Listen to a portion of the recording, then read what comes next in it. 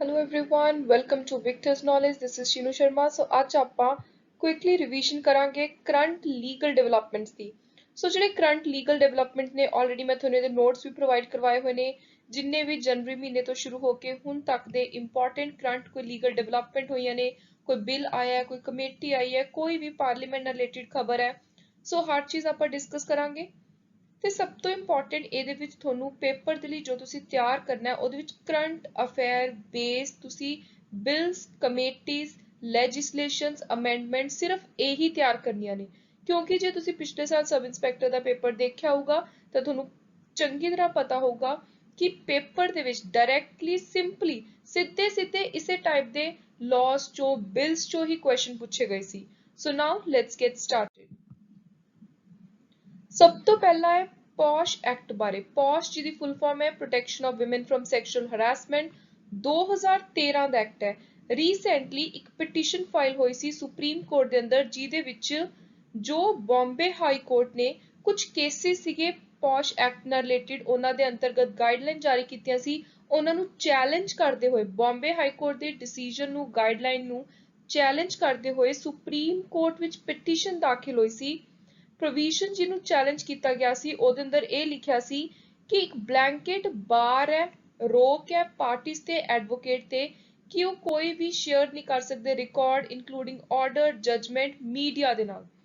Guidelines ਨੂੰ farm ਕੀਤਾ ਸੀ justice ਜੀ.ਐਸ. Patel ਨੇ of Bombay high court ostensibly to protect the identity of parties in a case under POSH Act। So Bombay high court ਦੇ ਜੱਜ ਸੀ ਜੀ.ਐਸ. ਪਟੇਲ ਜਿਨ੍ਹਾਂ ਨੇ ਕਿਹਾ ਸੀ ਕਿ ਜਿਸ ਕਿਸੇ ਦਾ ਵੀ ਕੇਸ ਪੌਸ਼ ਐਕਟ ਦੇ ਅੰਦਰ ਆਉਂਦਾ ਪਾਰਟੀ ਦੀ ਆਈਡੈਂਟੀਟੀ ਨੂੰ ਬਚਾ ਕੇ ਰੱਖਣ ਦੇ ਲਈ, ਪਾਰਟੀ ਨੂੰ ਕੋਈ ਫਰਦਰ ਸੁਸਾਇਟੀ ਤੋਂ ਹਰਾਸਮੈਂਟ ਦਾ ਸਾਹਮਣਾ ਨਾ ਕਰਨਾ ਪਵੇ, ਉਹਦੇ ਲਈ ਆਰਡਰ ਤੇ ਜਜਮੈਂਟ ਨੂੰ ਮੀਡੀਆ ਵਿੱਚ ਨਹੀਂ ਪਬਲਿਕ ਕੀਤਾ ਜਾਊਗਾ। ਪਰ ਉਰੇ ਫਿਰ ਮੀਡੀਆ ਦੇ ਹੀ ਕਿਸੇ ਪਰਸਨਲ ਨੇ ਪਟੀਸ਼ਨ ਦਾਖਲ ਕੀਤੀ ਸੁਪਰੀਮ ਕੋਰਟ ਵਿੱਚ ਚੈਲੰਜ ਕਰਦੇ ਹੋਏ ਕਿ ਇੱਕ ਬਲੈਂਕੇਟ ਬੈਨ ਬਾਰ ਨਹੀਂ ਲਗਾ ਸਕਦੇ, ਇਸ ਚੀਜ਼ ਨੂੰ ਤੁਸੀਂ ਇੱਕ ਰੂਲ ਨਹੀਂ ਕਹਿ ਸਕਦੇ ਕਿਉਂਕਿ ਮੀਡੀਆ ਦਾ ਵੀ ਹੱਕ ਹੈ, ਲੋਕਾਂ ਦਾ ਵੀ ਹੱਕ ਹੈ ਕਿ ਕੋਰਟ ਦੇ ਅੰਦਰ ਕੀ ਹੋ ਰਿਹਾ ਕੀ ਨਹੀਂ ਹੋ ਰਿਹਾ, ਹਰ ਚੀਜ਼ ਦੀ ਜਾਣਕਾਰੀ ਪਤਾ ਹੋਣੀ ਚਾਹੀਦੀ ਹੈ। ਆਲਸੋ ਜਿਹੜਾ ਐਕਟ ਹੈ ਇਹ ਆਪਣੇ ਆਪ ਵਿੱਚ ਇਸੇ ਲਈ ਲਿਆਂਦਾ ਗਿਆ ਸੋ ਦੈਟ ਜੇ ਕੋਈ ਸਟ੍ਰਿਕਟ ਐਕਸ਼ਨ ਲਿਆ ਜਾਂਦਾ ਹੈ, ਕੋਈ ਇਸ ਟਾਈਪ ਦੀ ਸਜ਼ਾ ਦਿੱਤੀ ਜਾਂਦੀ ਹੈ ਤਾਂ ਅੱਗੇ ਤੋਂ ਹੋਰ ਜੇ ਕੋਈ ਇਸ ਟਾਈਪ ਦਾ ਕ੍ਰਾਈਮ ਕਰਨ ਬਾਰੇ ਸੋਚ ਵੀ ਰਿਹਾ ਤਾਂ ਉਹਦੇ ਉੱਤੇ ਇੱਕ ਵਾਰਨਿੰਗ ਆ ਜਾਵੇ, ਉਹ ਇਨਸਾਨ ਡਰ ਜਾਵੇ ਤੇ ਉਹ ਕ੍ਰਾਈਮ ਕਰਨ ਤੋਂ ਪਿੱਛੇ ਹਟੇ। ਸੋ ਇਸੇ ਲਈ ਮੀਡੀਆ ਦਾ ਕਹਿਣਾ ਹੈ, ਕੁਝ ਇੰਪੋਰਟੈਂਟ ਪਰਸਨ ਜਿਨ੍ਹਾਂ ਨੇ ਪਟੀਸ਼ਨ ਦਾਖਲ ਕੀਤੀ ਹੈ ਸੁਪਰੀਮ ਕੋਰਟ ਦੇ ਅੰਦਰ ਕਿ ਇਸ ਟਾਈਪ ਦਾ ਬੈਨ ਲਗਾਉਣਾ ਕਿ ਤੁਸੀਂ ਕੋਈ ਵੀ ਆਰਡਰ ਜਜਮੈਂਟ ਹੀ ਬਾਹਰ ਨਹੀਂ ਕੱਢ ਸਕਦੇ, ਮੀਡੀਆ ਦੇ ਕੋਲ ਪਬਲਿਕ ਨਹੀਂ ਕਰ ਸਕਦੇ, ਇਹ ਗਲਤ ਹੈ। ਹਰ ਕਿਸੇ ਦਾ ਰਾਈਟ ਹੈ ਇਨਫੋਰਮੇਸ਼ਨ ਦਾ।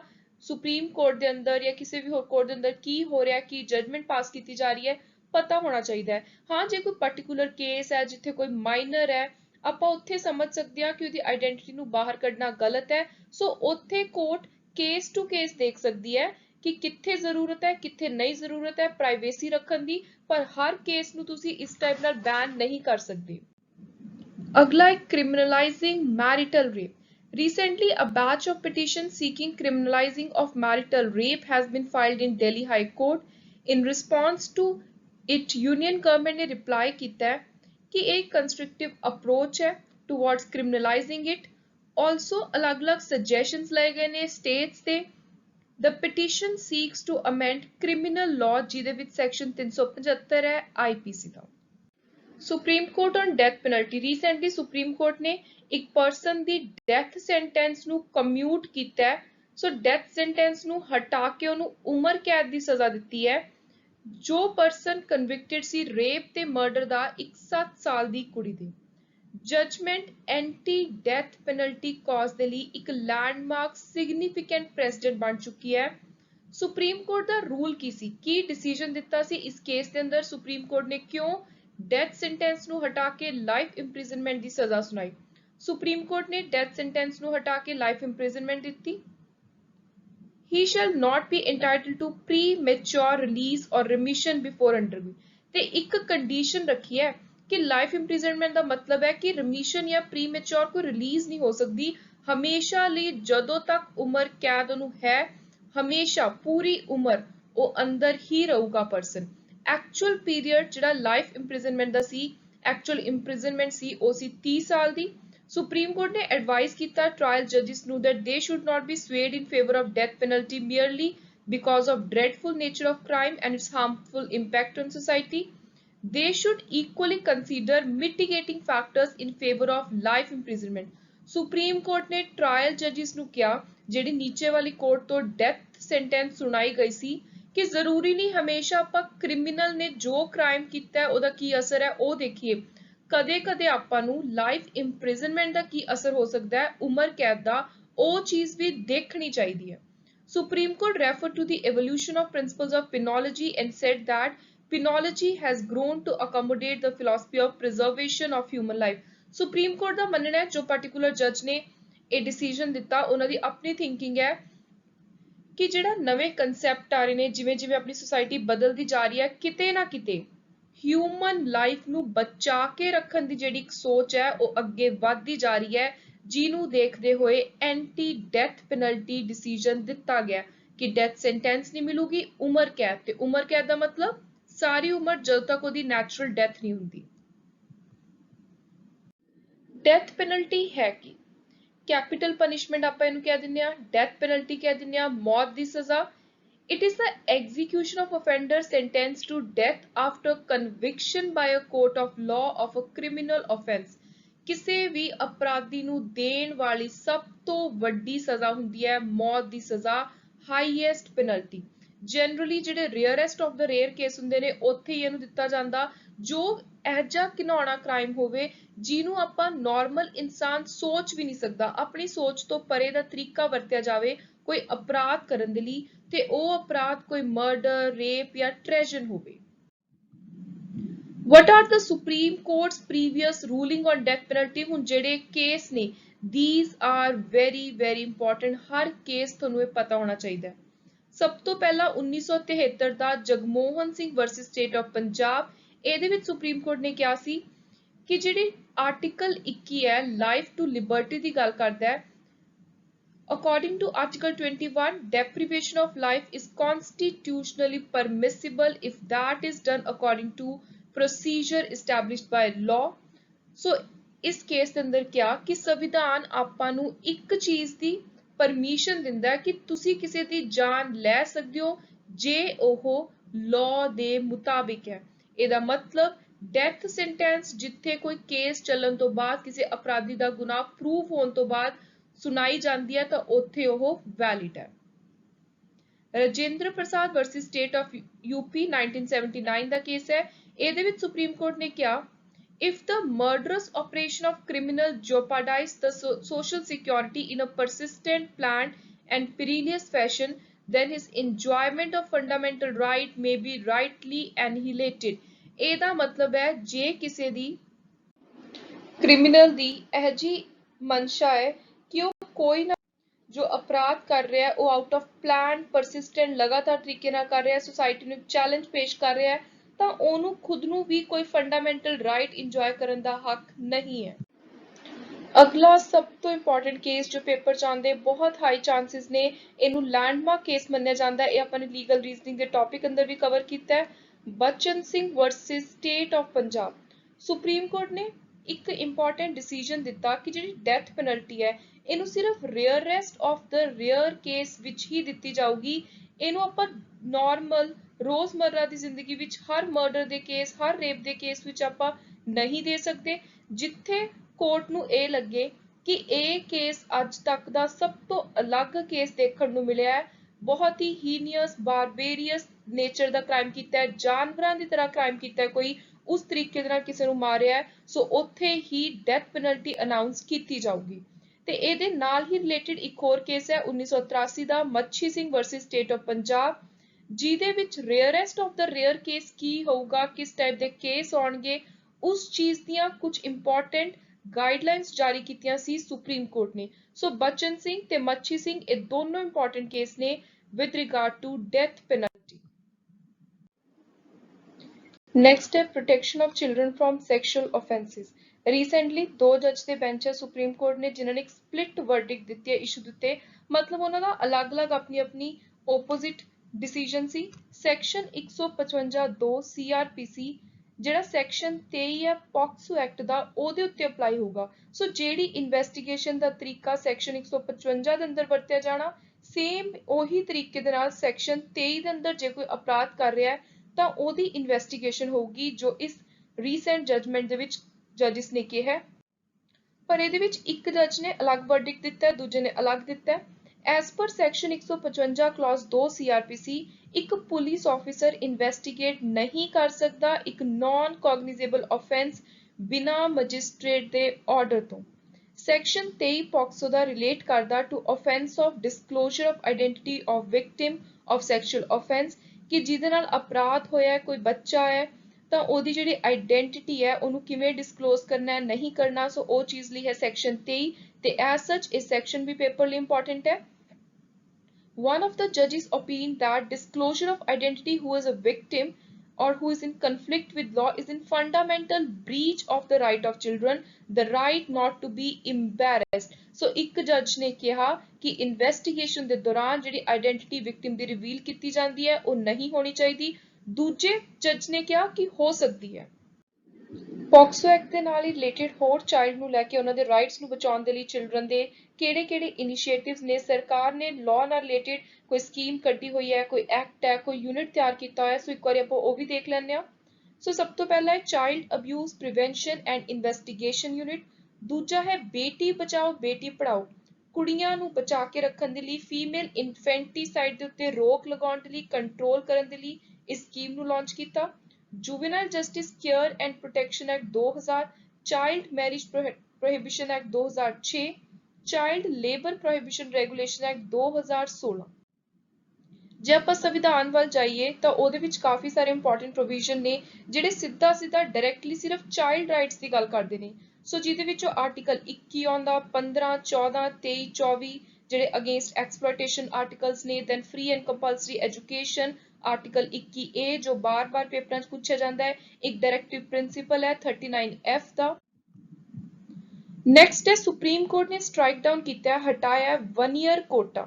ਸੁਪਰੀਮ ਕੋਰਟ ਨੇ ਜਿਹੜਾ ਤਮਿਲਨਾਡੂ ਦੀ ਕਸ਼ਤਰੀਆ ਕਮਿਊਨਿਟੀ ਨੂੰ ਇੱਕ ਰਿਜ਼ਰਵੇਸ਼ਨ ਦਿੱਤੀ ਜਾਂਦੀ ਸੀ 10.5% ਵਨੀਅਕੁਲਾ ਕਸ਼ਤਰੀਆ ਕਮਿਊਨਿਟੀ ਨੂੰ, ਸੋ ਉਹਨੂੰ ਰੀਸੈਂਟਲੀ ਹਟਾਤਾ। ਸੁਪਰੀਮ ਕੋਰਟ ਨੇ ਕਿਹਾ ਕਿ ਜਿਹੜੀ ਇਹ ਰਿਜ਼ਰਵੇਸ਼ਨ ਹੈ ਇਹ ਵਾਇਲੇਟ ਕਰ ਰਹੀ ਹੈ fundamental right of equality, non discrimination and equal opportunity of 115 other most backward community and denotified community in Tamil Nadu। Allotment ਸੀ ਜਿਹੜੀ 10.5% ਰਿਜ਼ਰਵੇਸ਼ਨ ਦੀ ਇੱਕ ਸਿੰਗਲ ਕਮਿਊਨਿਟੀ ਨੂੰ from within the total most backward quota of 20%, ਇਹਦੇ ਨਾਲ ਸਿਰਫ 9.5% ਬਾਕੀ 115 community ਨੂੰ ਦਿੱਤਾ ਜਾਂਦਾ ਸੀ।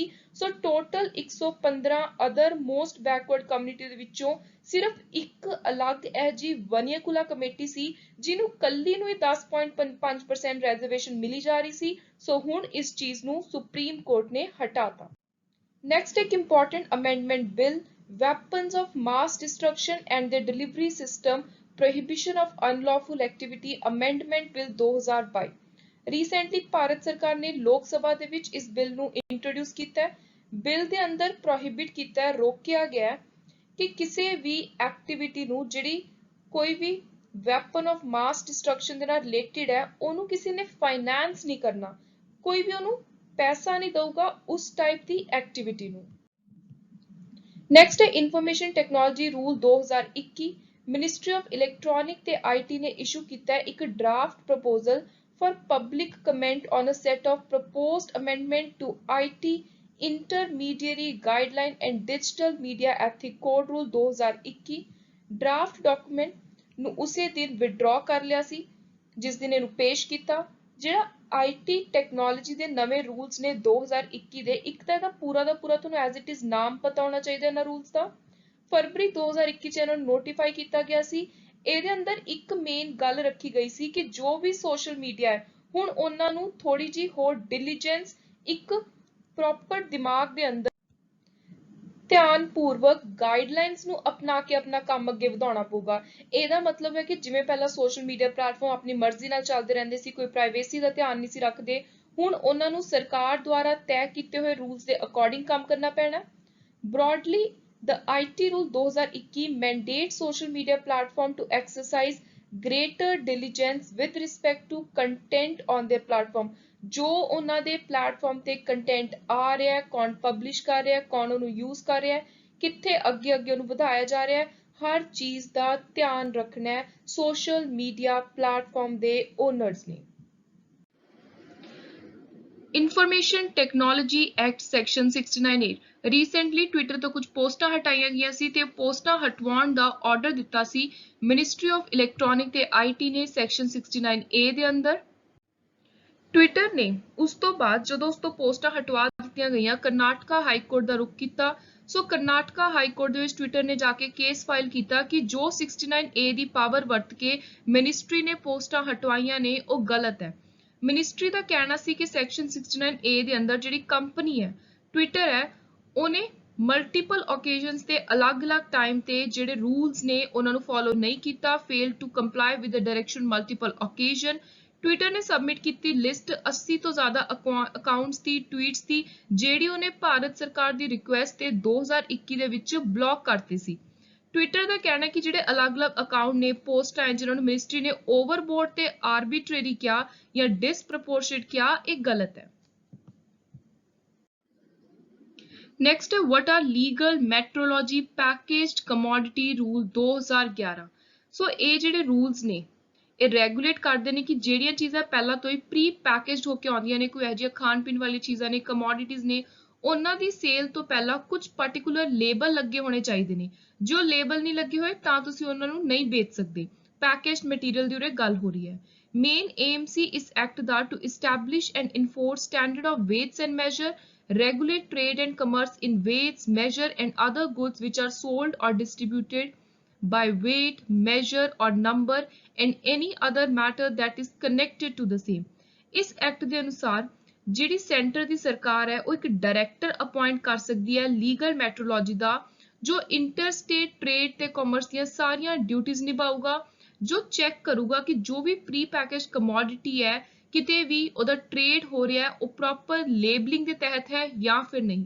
ਕੁਝ ਹੋਰ ਇੰਪੋਰਟੈਂਟ ਸਰਕਾਰ ਦੇ ਇਨੀਸ਼ੀਏਟਿਵਸ ਨੇ ਜਿਹੜੇ ਕੰਜ਼ਿਊਮਰ ਨੂੰ ਸਹੀ ਤਰੀਕੇ ਦਾ ਸਮਾਨ ਮਿਲੇ ਉਹਦੇ ਲਈ ਸਰਕਾਰ ਦੇ ਦੁਆਰਾ ਲਾਂਚ ਕੀਤੇ ਗਏ ਨੇ ਟਾਈਮ ਟੂ ਟਾਈਮ। ਸੋ ਇੱਕ ਵਾਰੀ ਆਪਾਂ ਇਹ ਵੀ ਦੇਖ ਲੈਂਦੇ ਹਾਂ। ਸਭ ਤੋਂ ਪਹਿਲਾਂ important CPA consumer protection act 2019 recently amended latest act ਹੈ। Draft food safety standard labelling display regulation consumer welfare fund ਹੈ। ਸੈਂਟਰਲ ਕੰਜ਼ਿਊਮਰ ਪ੍ਰੋਟੈਕਸ਼ਨ ਕਾਉਂਸਿਲ ਹੈ। ਕੰਜ਼ਿਊਮਰ ਪ੍ਰੋਟੈਕਸ਼ਨ ਰੂਲ ਨੇ 2021 ਦੇ। ਨੈਕਸਟ ਹੈ consumer protection online business e-commerce rule 2020 ਤੇ national consumer day. National anti doping bill 2021 recently Lok Sabha ਨੇ pass ਕੀਤਾ ਹੈ ਇੱਕ ਨੈਸ਼ਨਲ ਐਂਟੀ ਡੋਪਿੰਗ ਬਿੱਲ 2021 ਦਾ ਜਿਹਦੇ ਅੰਦਰ ਇੱਕ national anti doping agency Nada ਨੂੰ ਐਸਟੈਬਲਿਸ਼ ਕਰਨ ਦੀ ਗੱਲ ਕੀਤੀ ਹੈ। ਸੋ ਇਹਨੂੰ union ministry of youth affair ਤੇ ਸਪੋਰਟਸ ਨੇ ਮੰਗ ਰੱਖੀ ਸੀ ਤੇ ਪਹਿਲੀ ਵਾਰ ਇੰਟਰੋਡਿਊਸ ਕੀਤਾ ਗਿਆ ਸੀ ਇਹ ਬਿੱਲ ਲੋਕ ਸਭਾ ਦੇ ਵਿੱਚ ਦਸੰਬਰ 2021। ਬਿੱਲ ਸਪੋਰਟਸ ਪਰਸਨ ਦੇ ਇੰਟਰਸਟ ਨੂੰ ਪ੍ਰੋਟੈਕਟ ਕਰੂ ਤੇ ਉਹਨਾਂ ਨੂੰ ਸਪੇਸ ਮਿਲੂ ਪ੍ਰੋਪਰ ਕਿ ਉਹ ਆਪਣਾ ਵਰਜ਼ਨ ਰੱਖ ਸਕਣ ਜੇ ਕਦੇ ਵੀ ਉਹਨਾਂ ਉੱਤੇ ਐਂਟੀ ਡੋਪਿੰਗ ਕੋਈ ਚਾਰਜ ਲੱਗਦੇ ਨੇ ਤਾਂ ਉਹ ਆਪਣਾ ਪੱਖ ਰੱਖ ਸਕਣ, ਉਹਨਾਂ ਦੀ ਸੁਣਵਾਈ ਹੋਵੇ। ਕੋਈ ਇਹ ਨਹੀਂ ਹੈ ਕਿ ਜਦੋਂ ਉਹਨਾਂ ਦਾ ਡੋਪ ਟੈਸਟ ਫੇਲ ਹੋਇਆ ਤਾਂ ਉਹਨਾਂ ਨੂੰ ਸਿੱਧਾ ਬੈਨ ਕਰ ਦੋ। ਸੋ ਜੇ ਇੱਕ ਅਲੱਗ ਤੋਂ ਏਜੰਸੀ ਹੋਊਗੀ ਤਾਂ ਉੱਥੇ ਸਪੋਰਟਸ ਪਰਸਨ ਦੀ ਅਲੱਗ ਤੋਂ ਸੁਣਵਾਈ ਵੀ ਹੋਊਗੀ ਸੋ ਦੈਟ ਕੋਈ ਵੀ ਗਲਤ ਸਪੋਰਟਸ ਪਰਸਨ ਕਦੇ ਵੀ ਕੋਈ ਗਲਤ ਟੈਸਟ ਦਾ ਰਿਜ਼ਲਟ ਆ ਗਿਆ ਜਾਂ ਗਲਤ ਤਰੀਕੇ ਨਾਲ ਸਪੋਰਟਸ ਪਰਸਨ ਨੂੰ ਬੈਨ ਨਾ ਕੀਤਾ ਜਾਵੇ। Prohibition of doping. The bill prohibits athlete support personnel, other person from engaging in any doping in sports। Doping ਹੁੰਦਾ ਜਦੋਂ ਕੋਈ ਨਸ਼ੇ ਵਗੈਰਾ ਕਰਕੇ ਜਿਹੜੇ ਬੈਂਡ ਨੇ ਫੇਰ ਕੋਈ ਖੇਲ ਖੇਡਦਾ ਸੋ ਉਹਨੂੰ ਫੇਅਰ ਗੇਮਿੰਗ ਨਹੀਂ ਮੰਨੀ ਜਾਂਦੀ। ਨੈਕਸਟ ਨੂੰ ਆਪਾਂ ਕੁਇਕਲੀ ਕੁਝ MCQs ਰਿਵਾਈਜ਼ ਕਰਾਂਗੇ ਜਿਹੜੇ ਕਰੰਟ ਲੀਗਲ ਡਿਵੈਲਪਮੈਂਟਸ ਉੱਤੇ ਹੀ ਬੇਸ ਨੇ ਤੇ ਇਹ ਸਾਰੇ ਪੇਪਰ ਲਈ ਕਾਫੀ ਇੰਪੋਰਟੈਂਟ ਨੇ। ਸੋ ਇਹਨਾਂ ਦੇ ਵਿੱਚੋਂ ਕੁਝ MCQ ਨਾਲ ਰਿਲੇਟਡ ਆਪਾਂ ਡੀਟੇਲ ਪਿੱਛੇ ਕਰ ਚੁੱਕੇ ਆ। ਕੁਝ MCQs ਨੇ ਜਿਨ੍ਹਾਂ ਨੂੰ ਆਪਾਂ ਉਰੇ ਹੀ ਨਾਲ ਦੀ ਨਾਲ ਤਿਆਰ ਕਰ ਲਾਂਗੇ, ਇਹਨਾਂ ਦੀ ਡੀਟੇਲ ਵੀ ਤਿਆਰ ਹੋ ਜੂਗੀ। ਸੋ ਸਭ ਤੋਂ ਪਹਿਲਾਂ ਹੈ ਡਰੋਨ ਰੂਲ 2021 ਨਾਲ ਰਿਲੇਟਡ। ਤਿੰਨ ਸਟੇਟਮੈਂਟਸ ਨੇ, ਆਪਾਂ ਨੇ ਦੱਸਣਾ ਕਿਹੜੀ ਸਟੇਟਮੈਂਟ ਸਹੀ ਹੈ। ਸੋ ਇਹਨਾਂ ਤਿੰਨਾਂ ਦੇ ਵਿੱਚੋਂ ਸਿਰਫ ਦੂਜੀ ਸਟੇਟਮੈਂਟ ਸਹੀ ਹੈ। ਲਾਅ ਇਨਫੋਰਸਮੈਂਟ ਏਜੰਸੀਜ਼ ਨੇ ਇੰਪਾਵਰ ਕੀਤਾ ਗਿਆ ਉਹਨਾਂ ਨੂੰ under the rules to declare temporary red zone for a specified period। So ਉਰੇ ਜਿਹੜਾ ਰਾਈਟ ਆਨਸਰ ਹੈ that is option B 2 only। ਹੁਣ ਆਪਾਂ ਦੇਖ ਲੈਂਦੇ ਹਾਂ ਪਹਿਲੀ ਤੇ ਤੀਜੀ ਸਟੇਟਮੈਂਟ ਗਲਤ ਕਿਉਂ ਹੈ। ਪਹਿਲੀ ਵਿੱਚ ਲਿਖਿਆ ਹੋਇਆ ਹੈ ਕਿ ਜਦੋਂ ਵੀ ਕਿਸੇ ਗ੍ਰੀਨ ਜ਼ੋਨ ਜਿਹੜਾ ਸੇਫ ਜ਼ੋਨ ਹੈ ਉੱਥੇ ਕੋਈ ਡਰੋਨ ਆਪਰੇਟ ਕਰਨਾ ਤਾਂ ਲੋਕਲ ਬੋਡੀ ਦੀ ਅਪਰੂਵਲ ਦੀ ਲੋੜ ਹੈ। ਸੋ ਹੁਣ ਜਿਹੜੇ ਲਿਬਰਲਾਈਜ਼ ਥੋੜੇ ਈਜ਼ੀ ਨਵੇਂ 2021 ਦੇ ਡਰੋਨ ਰੂਲ ਲਾਗੂ ਕੀਤੇ ਨੇ ਲਾਂਚ ਕੀਤੇ ਨੇ। ਸੋ ਇਹਦੇ ਅੰਤਰਗਤ ਇੱਕ ਇੰਪੋਰਟੈਂਟ ਚੀਜ਼ ਕਹੀ ਗਈ ਹੈ that no permission is required for operating drones in green zone। ਸੋ ਉਰੇ ਜਿਹੜਾ ਲਿਖਿਆ ਹੋਇਆ ਹੈ ਕਿ ਲੋਕਲ ਬੋਡੀ ਦੀ ਅਪਰੂਵਲ ਚਾਹੀਦੀ ਹੈ ਪਰਮਿਸ਼ਨ ਚਾਹੀਦੀ ਹੈ ਇਹ ਗਲਤ ਹੈ ਕੋਈ ਪਰਮਿਸ਼ਨ ਨਹੀਂ ਚਾਹੀਦੀ। ਤੀਜੀ ਸਟੇਟਮੈਂਟ ਵਿੱਚ ਜਿਹੜਾ ਉਰੇ ਕਿਹਾ ਗਿਆ ਹੈ that including R&D purpose is required to be registered with digital sky platform। ਸੋ ਜਿਹੜਾ digital sky platform ਹੈ ਇਹਨੂੰ ਕੋਈ user friendly single window system ਦੇ ਤੌਰ ਤੇ ਤਿਆਰ ਕੀਤਾ ਗਿਆ ਹੈ। ਸੋ ਕੋਈ ਉਰੇ particular ਕੋਈ differentiation ਨਹੀਂ ਕੀਤੀ ਹੋਈ R&D purpose the research and development। ਸੋ ਇੱਕ user platform simply use ਕਰਨ ਦੇ ਲਈ ਤਿਆਰ ਕੀਤਾ ਹੈ। ਸੋ ਜਿਹੜੀ second statement ਹੈ ਇਹ ਸਹੀ ਹੈ ਤੇ right answer ਹੋ ਗਿਆ 2। ਅਗਲਾ ਹੈ ਨੈਸ਼ਨਲ ਐਂਟੀ ਡੋਪਿੰਗ ਬਿੱਲ 2022 ਜਿਹਦੀ ਆਪਾਂ ਡਿਟੇਲ ਪਿੱਛੇ ਦੇਖ ਕੇ ਹਟਿਆ। ਸੋ ਤਿੰਨ ਸਟੇਟਮੈਂਟਸ ਨੇ ਇਹਨਾਂ ਦੇ ਵਿੱਚੋਂ ਤੀਜੀ ਸਟੇਟਮੈਂਟ ਹੈ ਇਹ ਗਲਤ ਹੈ ਪਹਿਲੀਆਂ ਦੋ ਸਟੇਟਮੈਂਟ ਸਹੀ ਨੇ। ਸੋ ਰਾਈਟ ਆਨਸਰ ਹੈ A ਬਿੱਲ ਪ੍ਰੋਹਿਬਿਟ ਕਰਦਾ ਐਥਲੀਟ ਸਪੋਰਟ ਪਰਸਨਲ ਤੇ ਕਿਸੇ ਹੋਰ ਪਰਸਨ ਨੂੰ from engaging in doping. Bill provide for constituting NADA ਇੱਕ ਡੋਪਿੰਗ ਏਜੰਸੀ।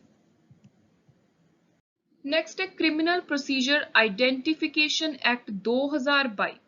सो ये तीनों स्टेटमेंट बिल्कुल सही ने। इस एक्ट के नाल रिलेटेड राइट आंसर है ऑप्शन सी एक्ट एम्पावर करदा अथॉरिटीज नू कि फिजिकल ते बायोलॉजिकल सैंपल किसी भी परसन दे जिन्हों प्रिवेंटिव डिटेंशन लॉ के अंदर डिटेन किया है उहदे सैंपल लै सकते हैं।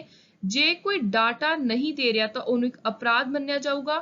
National crime record bureau central agency रहूगी जो कोई भी सैंपल वगैरह कलैक्ट किए जाएंगे रिकॉर्ड मेनटेन करना वो सारिया चीज़ों को देखूगी मेन हैड के तौर पर NCRB। नैक्सट है maintenance and welfare of parent and senior citizen act 2007। सो ये बारे अपने थोड़ा जा जो पिछले एक्ट सी अवेयरनेस वाले पिछले अपने लेक्चर सी उत्थे भी गल की सी। सो उरे सिर्फ पहली स्टेटमेंट सही है राइट आंसर है A 1 only. Children are under legal obligation बच्चियां उत्ते लीगल ऑब्लिगेशन है कि उन्हां नू दोनों नू या दोनों चों जे कोई एक पेरेंट लिविंग है उन्हां दी मेंटेनेंस करनी ही करनी पऊगी। उरे इस एक्ट के अंदर जिहड़ी पेरेंट दी डेफिनेशन है वो गलत है। सो ऑप्शन 2 ये उरे जिहड़ी स्टेटमेंट है गलत है। स्टेटमेंट कह रही है कि एक्ट के अंदर पेरेंट का मतलब आ सिर्फ अपने असली माँ बाप बायोलॉजिकल जबकि एक्ट है जेड़ा वो एक एक्सटेंडेड डेफिनेशन दे रहा है। एक्ट कह रहा है चाहे थोड़े अडॉप्टिव पेरेंट्स ने जिन्हों ने तुहानू अडॉप्ट किया है चाहे थोड़े स्टैप मदर स्टैप फादर ने जे थोड़ा फैमिली सैटअप उसे तरीके का है तुसी उसे परिवार च पले बड़े हो तो तुहानू मेनटेन करना पऊगा। अगे लोक अदालत नाल रिलेटेड तीन स्टेटमेंट। सो इहदे विच जिहड़ी पहली स्टेटमेंट है यह गलत है। लोक अदालत नू स्टैचुटरी स्टेटस ग्राम न्यायालय एक्ट ने नहीं दिता इनू स्टेटस दिता है लीगल सर्विसेज अथॉरिटी एक्ट 1987। सो ये भी आप पिछले लेक्चर के अंदर देख चुके हैं। सो पहली स्टेटमेंट इसलिए गलत है। दूजी ते तीजी स्टेटमेंट सही है राइट आंसर है B 2 and 3। दूजी स्टेटमेंट कह रही है लोक अदालत हैव द requisite पावर जरूरी पावर है to specify its own procedure for the determination of any dispute। कोई अपील किसी कोर्ट विच नहीं जाऊगी लोक अदालत दे अवार्ड दे अगेंस्ट डिसीजन दे अगेंस्ट। ये इंपॉर्टेंट पॉइंट तुसी नोट करना है। अगे है armed force special forces act दे रिलेटेड दो स्टेटमेंट। पहली स्टेटमेंट कह रही है the act empower central government alone to declare an area as being disturb. ये गलत है क्योंकि किसी एरिया नू डिस्टर्ब डिक्लेयर करने की पावर है गवर्नर कोल उस स्टेट दे गवर्नर कोल। It is imposed for an indefinite period of time। किसी एरिया नू डिस्टर्ब्ड एरिया गवर्नर 6 महीने तक ही एक बारी दे विच अनाउंस कर सकते हैं। सो इनडेफिनेट पीरियड अणमिथा समा ये स्टेटमेंट भी गलत है। सो ये दोनों स्टेटमेंट गलत हो गया राइट आंसर है D। Consider the following statement regarding law commission of India. पहला लॉ कमीशन इस्टैब्लिश किया सी ईस्ट इंडिया कंपनी ने अंडर चार्टर एक्ट 1833 बिल्कुल सही है।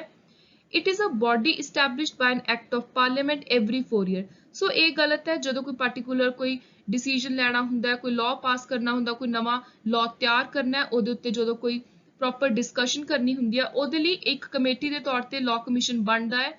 ਸੋ ਇਹ ਨਹੀਂ ਹੈ ਕਿ ਪੱਕਾ ਕੋਈ ਟਾਈਮ ਪੀਰੀਅਡ ਹੈ ਕਿ 4 ਸਾਲ ਬਾਅਦ ਪਾਰਲੀਮੈਂਟ ਲਾਅ ਕਮਿਸ਼ਨ ਲੈ ਕੇ ਆਉਂਦਾ, ਸੋ ਇਹ ਗਲਤ ਹੈ, ਸਿਰਫ ਪਹਿਲੀ ਸਟੇਟਮੈਂਟ ਸਹੀ ਹੈ। ਨੈਕਸਟ ਦੋ ਸਟੇਟਮੈਂਟ ਨੇ prevention of sexual harassment act ਦੇ ਨਾਲ 2013 ਵਾਲਾ, दोनों स्टेटमेंट सही ने, राइट आंसर है C both 1 and 2। First statement कह रही है कि एक्ट कहता कि जेडी भी कंपनी 10 तो ज्यादा इंप्लॉय ने उत्थे कंपलसरी है एक इंटरनल कंप्लेंट कमेटी होनी ही होनी चाहिए है। सो घट्टो घट किन्ने इंप्लॉय होने चाहिए ने, 10 इंप्लॉय। जेड़ा ये एक्ट है सुप्रीम कोर्ट ने जो विशाखा गाइडलाइन पास कीतियां सी Vishakha versus state of Rajasthan case के अंदर, उस तो बाद लियांदा गया, सो ये भी बिल्कुल सही। नेक्स्ट है नेशनल फूड सिक्योरिटी एक्ट 2013 ਦੇ ਨਾਲ ਰਿਲੇਟਡ ਦੋ ਸਟੇਟਮੈਂਟ। ਪਹਿਲੀ ਸਟੇਟਮੈਂਟ ਕਹਿ ਰਹੀ ਹੈ ਕਿ ਪੀਡੀਐਸ ਪਬਲਿਕ ਡਿਸਟ੍ਰੀਬਿਊਸ਼ਨ ਸਿਸਟਮ ਇਸ ਸਕੀਮ ਦੇ ਅੰਦਰ ਕਵਰ ਕਰਦਾ 75% ਟੋਟਲ ਪੋਪੂਲੇਸ਼ਨ, ਸੋ ਇਹ ਗਲਤ ਹੈ। 75% out of total rural population ਤੇ 50% out of total urban population.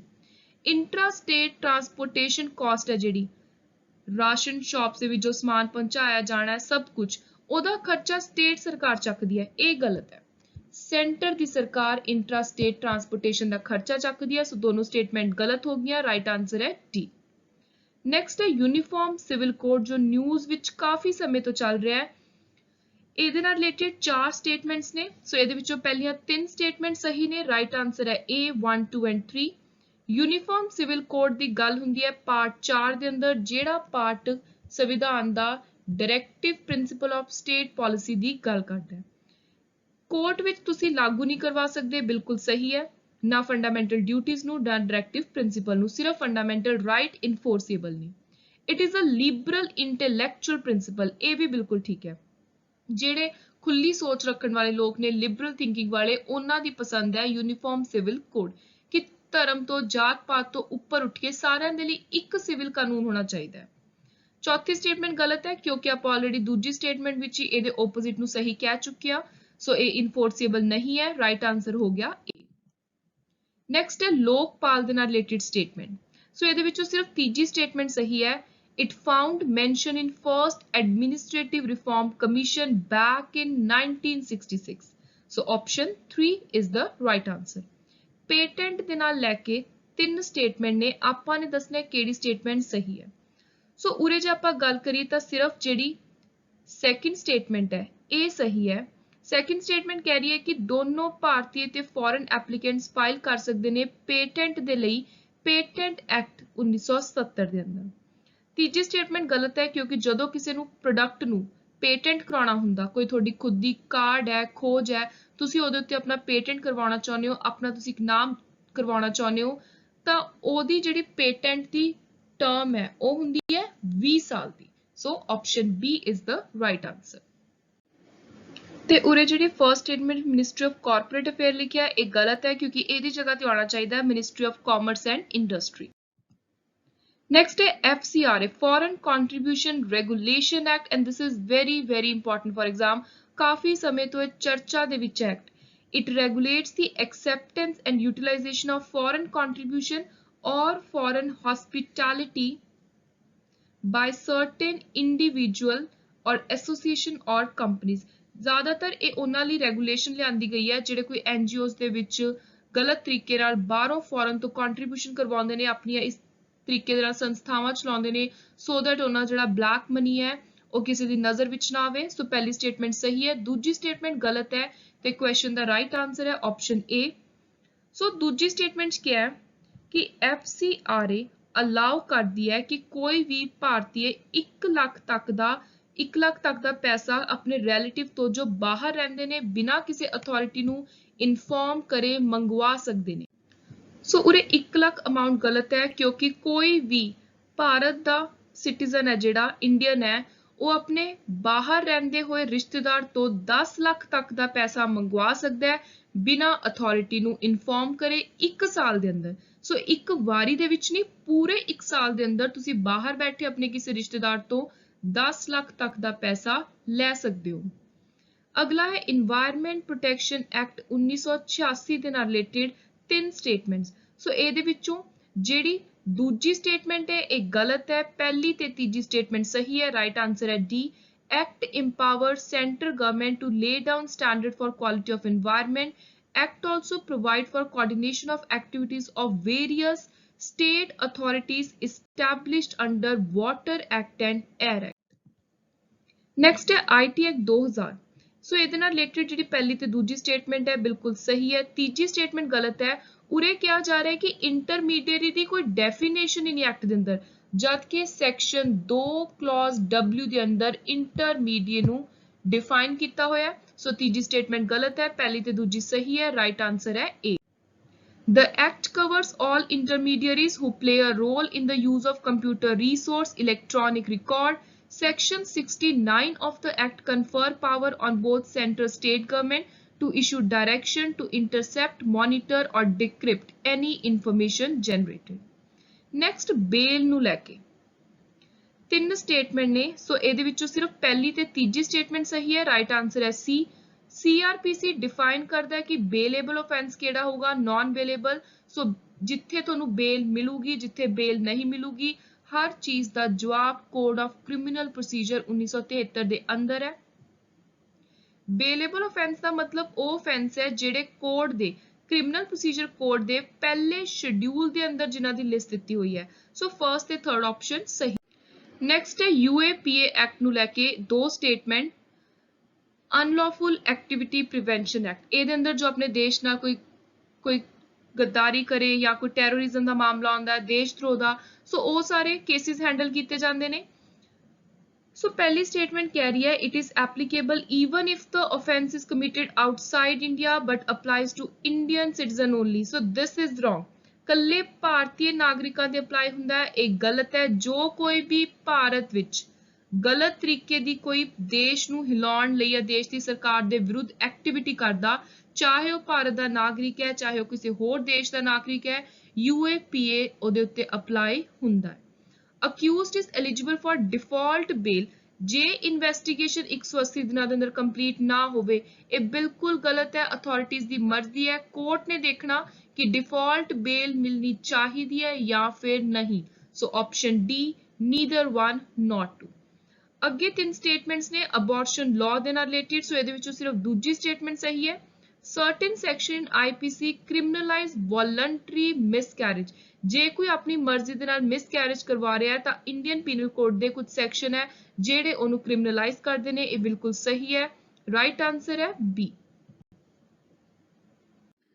Next ਤਿੰਨ ਸਟੇਟਮੈਂਟਸ ਨੇ ਫੋਰੈਸਟ ਐਕਟ 2006 ਨਾਲ ਰਿਲੇਟਡ। ਸੋ ਤਿੰਨੋਂ ਸਟੇਟਮੈਂਟ ਬਿਲਕੁਲ ਸਹੀ ਨੇ ਤੇ ਰਾਈਟ ਆਂਸਰ ਹੈ ਇਸ question the option D 1, 2 and 3। Under the act gram Sabha authority ਹੈ ਜੋ ਕੋਈ ਵੀ ਪ੍ਰੋਸੈਸ ਸਟਾਰਟ ਕਰੂਗੀ ਇਹ ਦੇਖਣ ਦੇ ਲਈ ਕਿ ਕਿਸੇ ਕਮਿਊਨਿਟੀ ਦੇ ਫੋਰੈਸਟ ਰਾਈਟ ਕਿਸ ਹੱਦ ਤੱਕ ਨੇ, ਨੇਚਰ ਕੀ ਹੈ, ਸੋ ਸਾਰੀ ਚੀਜ਼ਾਂ ਨੂੰ ਡਿਟਰਮਿਨ ਕਰੂ gram sabha. Act give forest dwelling tribal community right to ownership to land formed by tribal subject to maximum of 4 hectare. Act allow कर दिया ownership of minor forest produce to forest dweller.